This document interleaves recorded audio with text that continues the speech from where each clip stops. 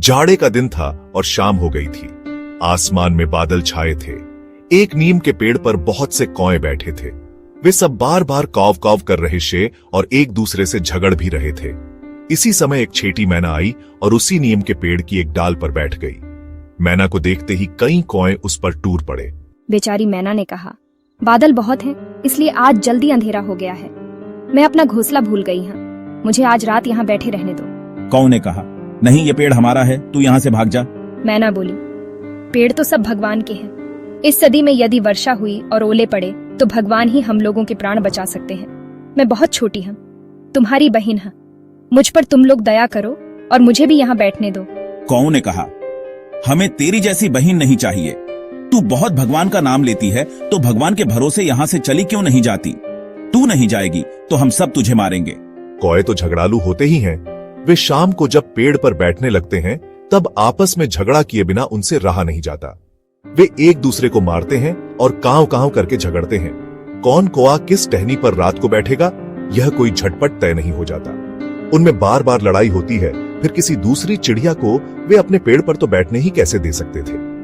आपस की लड़ाई छोड़कर वे मैना को मारने दौड़े। कौओं को कांव कांव करके अपनी ओर झपटते देखकर बेचारी मैना वहां से उड़ गई और थोड़ी दूर जाकर एक आम के पेड़ पर बैठ गई। रात को आंधी आई, बादल गरजे और बड़े बड़े ओले पड़ने लगे। बड़े आलू जैसे ओले तड़ तड़ भड़ भड़ बंदूक की गोली जैसे पड़ रहे थे। कौए कांव कांव करके चिल्लाए।